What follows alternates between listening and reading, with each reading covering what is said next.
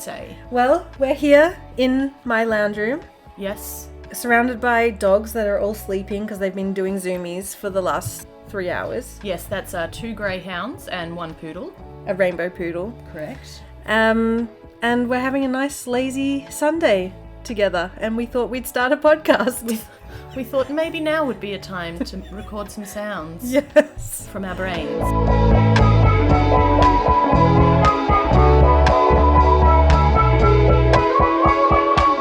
I'm Sophie McPike. And I am Lucy Jane Hotchin. I haven't figured out it. Do we need fun? Should we use our real names? Lucy Jane. I'm Sophie Rose. I'm Sophie McPike. Sometimes I find it hard to say my surname. That's a problem. That's your McPike. McPike. It's so like spiky. McPike. And I'm really not a spiky person. But it is kind of fun. But it's also my name. Sophie's not a spiky name. Yeah. So it's a good match. Yeah. Sophie McPike. Yeah, true. It's got good rhythm to it. I like it. Yeah. But I've always felt weird saying the word McPike. Maybe we could talk about that another day. Maybe that's for another day. I don't mind writing McPike. it down. McPike. Yeah. Well, that does kind of bring us on to talking. First segue. Talking is hard. Yeah. Why is talking so hard? Talking is really hard, but it's also kind of assumed that Yeah. we all just know how to do it really Yeah. successfully, or just that's just the mode of communication we all engage with every day as the main way.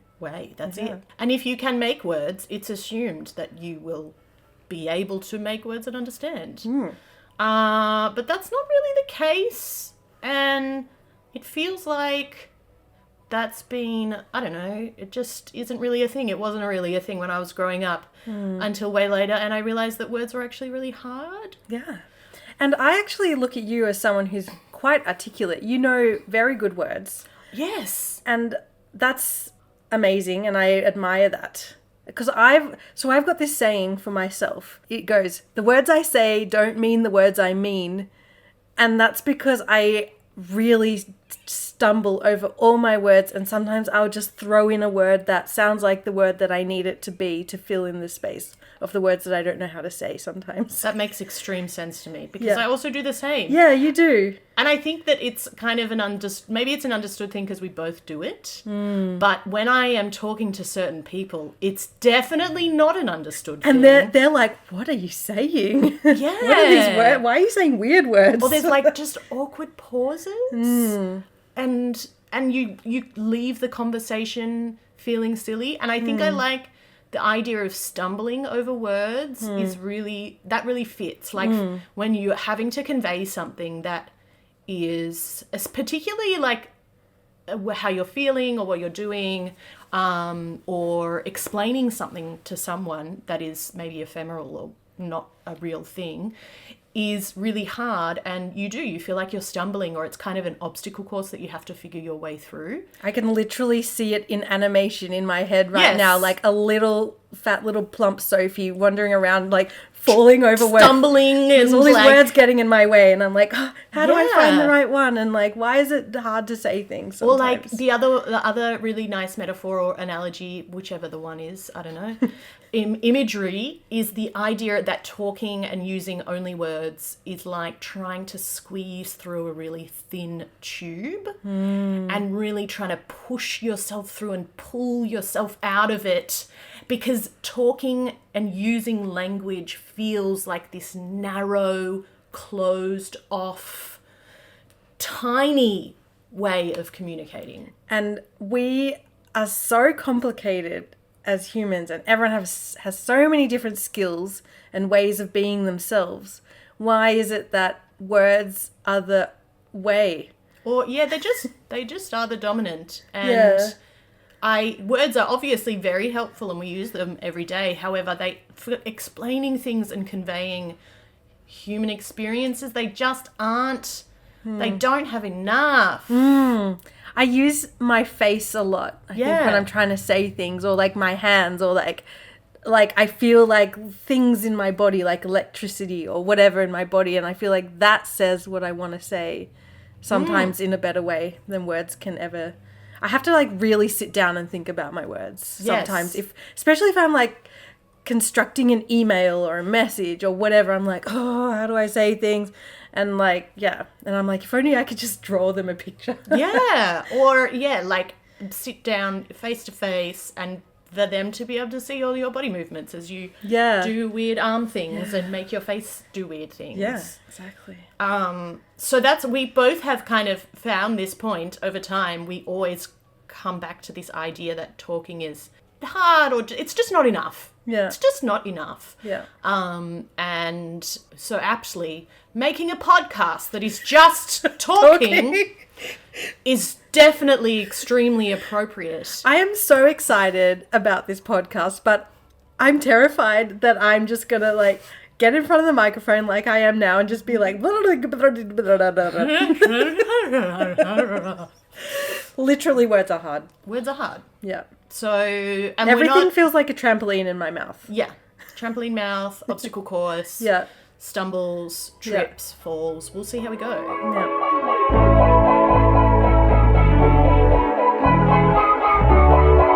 The idea behind the podcast is we have conversations about things. Things related to art. Art? Like, we're both artists in some form or another, and we've both had a really long and interesting journey when it comes to art, and also neurodivergence, mental health, all sorts of things.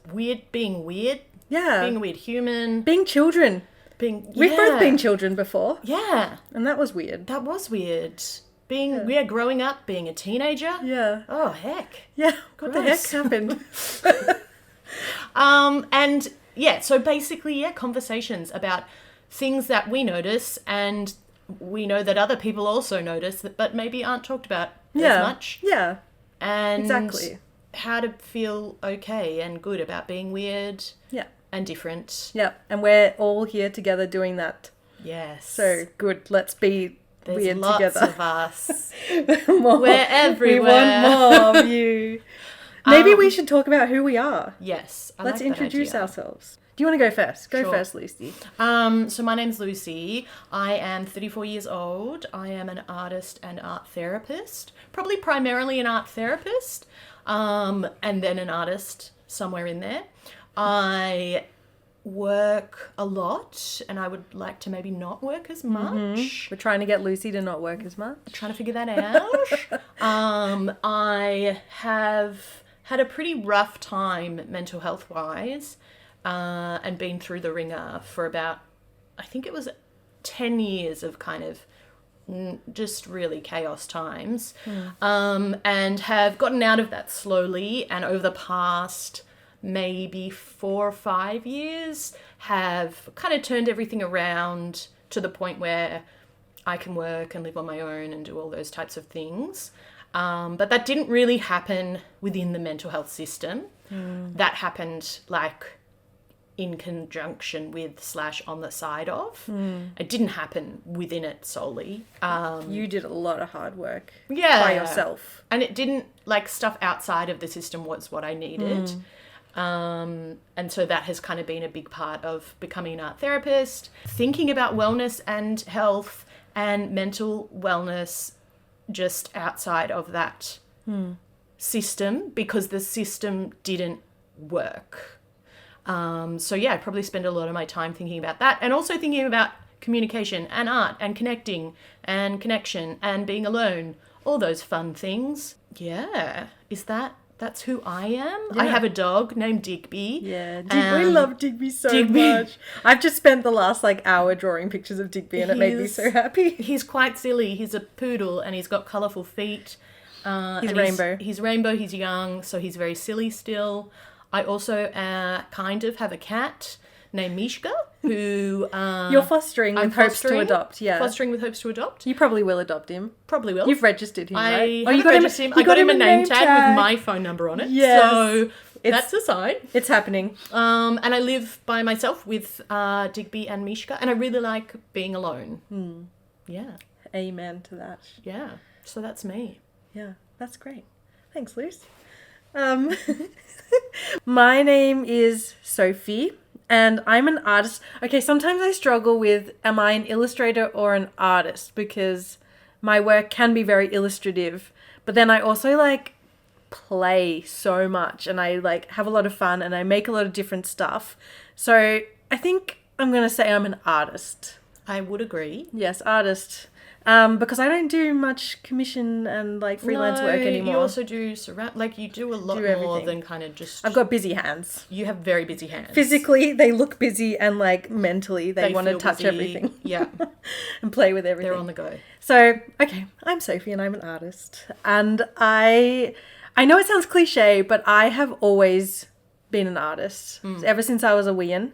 One of my first memories is making art. In kindergarten, I made a train with crepe paper eyelashes out of tissue boxes and toilet paper rolls.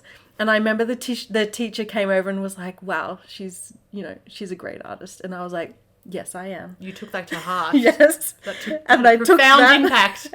And it took me all through my life. So yeah, I've always made stuff, and I've always really enjoyed making stuff and being by myself in my little cave making stuff. And I make stuff that I feel, and I make stuff that I have developed over my entire lifetime of getting to know myself. Like, my work is that. Is a lot of documenting. A lot of feelings. So like, my sketchbooks, for instance, are like journals for me. Like, I don't write much. It's all about pictures, and I can look back and look at the pictures and be like, well, that's during this time and that's during that time. And yeah, it's really important to me. And the way I draw is just like my handwriting and that sort of thing. But yeah, I have studied as well. I did like a visual arts course straight out of high school. And then I was like, the teachers kept being like, only 1% of you are going to be artists, blah, blah, blah, blah, blah. So I was like, well, that's not going to be me, because I'm just like a shy person who doesn't talk to anyone. So that's not going to work. So I like went into pet supplies, and then I started fostering greyhounds as well, and really big into animals and that sort of thing. And then I went traveling, and I was like, I'm going to do animation. I'm just going to do it. And I did it, and it was fan-bloody-tastic. I loved it. Met amazing people, and just like being around artists again, like a big cluster of weirdos, was my best time. And I had a really good time, and I learnt so much. And I went into animation. I worked in animation for a few years as a background designer, and I did some color theory stuff as well. And hurt my hand because I drew too much. So I had to quit that. Otherwise my hand was going to fall off and I would have had to throw it in the bin. And I think that's why my style developed to be so loose and scribbly and playful, because it hurt to do like fine detailed stuff again. So yeah, my work is very loose and scribbly and curvy and colourful and playful, and I just have like a lot of fun with shapes and scribbles and colour. Yeah. And curves and shapes. Yeah. And scribbles. Yeah. Did I say scribbles? You said scribbles. I scribble a lot. And there is a lot of scribbling. That's it, I think. Just like being in my little home, drawing my little drawings. Yeah. That's Your me. art studio is here. I have a little art studio, which is just the spare bedroom, but I make it work. That's the reality. Yeah. And the shed. And the shed. I make my ceramics in the shed, and it's very cold. It is freezing. And I drink a lot of tea. Yeah. Yeah. Yeah. That's about it. That's who we are. How we met. Yeah. Through friend. Through a friend. I have a very vivid memory. Yes. Of my friend, which I guess is our friend, Sarah Walker. We were separately friends with Sarah. And there was some kind of party on, and it was Sarah's party, birthday. Yes. And she said, you have to come. There's someone I think that you're going to get along with so well. Her name is Sophie, and she's an artist, and she has a greyhound. Yeah. And at the time, I had a greyhound, Roy, who was my absolute heart animal. Yeah. May he rest in deep peace. And I was like, well, that sounds dreamy. An artist greyhound person. Yeah. And I remember when I saw you, you were wearing a colourful dress and you had a giant radish brooch. Yep. It was actually beetroot. Beetroot. No, it was a radish. No, you were right. Yes. I just had to like use my echoic memory. Yes, it was a radish. And you're all smiles and really warm, and warmth was the beginning. I remember that day as well. Sarah said the exact same thing to me. She was like, you have to meet Lucy. She's got a greyhound, and he is the biggest greyhound in the world, and she's great, and you'll love her. And I remember meeting you in the hallway. And I was like leaning against the wall. And we just talked about greyhounds like ages. Yeah. And then I was like, okay, I'm ready to go home now. Let's go. Bye. And then we lived together. And then we moved in together shortly after. Yeah. And we had I was fostering a lot of dogs during that time. Yeah, Roy was a foster greyhound brother. He was such a good boy. He was such a good foster brother. He went through a lot. He was really, really, really like just chill and submissive. And so any new foster dog would come into the house and he'd be like, oh, hi. Yeah. Okay, you're here now. You can sit there if you want. That's okay. You definitely can sit there. All right. He was the best boy. But yeah, we lived together for a few years. Couple years. One house, then another house. 3 houses. Wasn't it? 2 houses. 2 houses. And then moved out to our own or different places, and then stayed friends forever though. Yeah, exactly. That's the kind of how it works. Yeah. Because catch-ups are really chill and we don't have to do anything if we don't want to. Our favourite way to spend time together is parallel play. And if you don't know what parallel playing is, because when I first heard parallel play, I thought it was something to do with kink. Yeah. That's just where my brain goes straight away. But parallel play is basically just 2 or more people doing their own thing, but in next to each other. Space. Yeah, it is so fun. I feel like whenever we get together and we just like draw and doing our own things, I just like keep looking up at you and being like, yay, this is fun, and then I go back and do my drawing. And this is something I will deep dive on at some point, but the assumption that we have to talk to bond, I think is ridiculous, because so much bonding just happens from 2 humans being in the space together doing their own thing. Yeah. I have big thoughts about that. I totally agree. It's my favourite way to spend time with anyone. Yeah. Even my family, like, you know. Yeah. And we did it a lot when we lived together. Like, we would pop on a show, a trashy TV, and just, like, work on our own art. It's when you started doing embroidery. Yeah. We started doing embroidery together, which I quickly got very bored of. And I didn't. And you just went off with it. Went on and did lots on and on and on and on, and made so many amazing things. Yes, that are all hidden in my office under your bed now. But you were my favorite person to make art with. It was nice because I would come into the lounge room, and you'd be sitting there doing a thing, and I'd just like grab my stuff and sit down with you, and it wouldn't last like 30 minutes. It would be like a 5-hour sesh of just making art together. Yeah. In like almost complete silence and some giggles and silly talk, and that's it. Yeah. So good. It feels good. It feels comfortable. Yeah. And also though, like it's something like back then, especially, like I wouldn't have considered it social, you know, because it's just, we're not coded to kind of think of that as socializing or engaging. Yeah. Whereas now I absolutely would kind of class that as like, that's bonding time. Yeah. Yeah. We were at that time living in a house with 7 people. Correct. And we are both extreme introverts who love being alone. So I think we were together, but we were also like not being emotionally overstimulated together like we were when we were with any of the other people in the house. Yeah. Even if someone just like came into the room and they would take over the it's a lot of energy. When you've got 7 personalities in a house, it's big dynamics. Big personalities, and it just happens, you know. It's kind of, especially when you're someone who's kind of an introvert and is kind of sensitive to that stuff. You feel it more, I guess, or you feel it on a stronger level. And so having space that was quiet and wasn't about talking was important. And also having the dogs there. Yeah. There's like another buffer as well. It was really... Especially when they're big dogs. Big dogs that you can just be wrapped around. And they're literal buffers. They're huge. Yeah. Yeah, I remember sometimes you'd be like, do you want to come in my room with the dogs? And we just like watch movies together and maybe draw. Yeah. So good. I think like that was really important for us. Even though it was hard being in such a highly intense house, having each other, and we didn't know what we were doing. We didn't know we were neurospicy at the time. We knew nothing about that really. Like, it might have been little niggles in our brain, but like at that time, just didn't really think about. And that. you just definitely it wasn't like it was like should we be like naughty and like not socialize?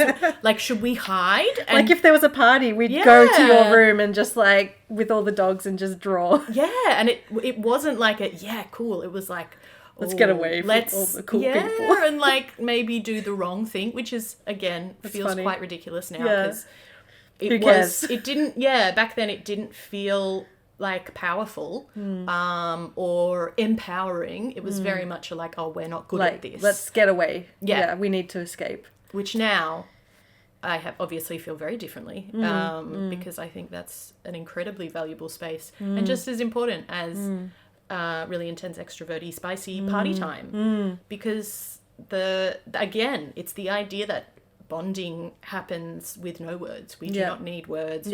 We do not need eye contact. We don't we kind of like every time we get together as well, we look through each other's sketchbooks and we take our sweet time looking through each other's sketchbooks as well. Like, you look at everything and because we know each other so well, it's such a nice way to like see where we're at as well. Connect with like the last couple of weeks or whatever. Yeah, and be like, oh, this drawing's interesting, tell me about this. Or like, how are you feeling when this happened? Or I can tell that this was a good time or whatever, you know. So that's really nice. I think that's really valuable to me, at least. I like me it. too. Yeah. So language is, or verbal speaking words are... They are, I guess, kind of the main function or element of our friendship because they are in every... If you can talk, you do. But they are weird words and bendy words and... feeling words rather than what they sound like words. Yes, random words that appear out of the ether to help us in a moment. And I'm sure they will be thrown in over this podcast as we get more comfortable, but... there's so much more outside of those words. Yeah. And so, maybe this is a little bit of a like, hey, we know that we're not alone. There's lots of other people like this. And how we navigate being artists in our own different ways while also... Words are hard. And also, you know... And also capitalism. And... and always figuring out who you are. Yeah. And, like, how to be you. And what the heck. Yeah. Being a human's hard. Being a human is hard. Words are hard. Being a human is hard. But being an artist is fun. Yeah. And our brains are amazing. Yeah. So why not talk about it? The, spreading the idea and concept that it's completely normal. Just to...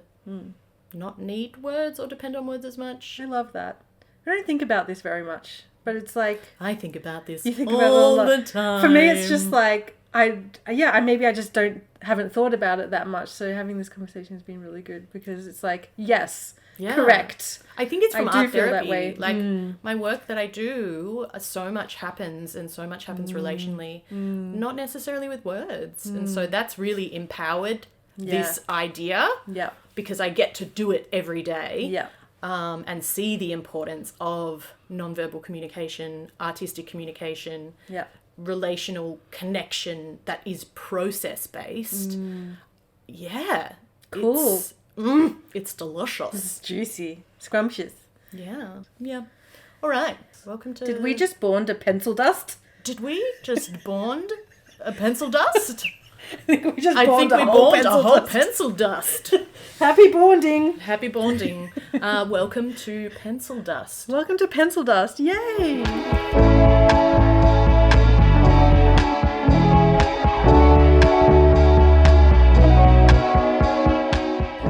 What is your favorite made up word that you use in daily life? Mine is deplepticated. What the heck? Deplepticated is when I'm feeling depleted, a bit depressed, and just like done. Can you say it one more time? Deplepticated.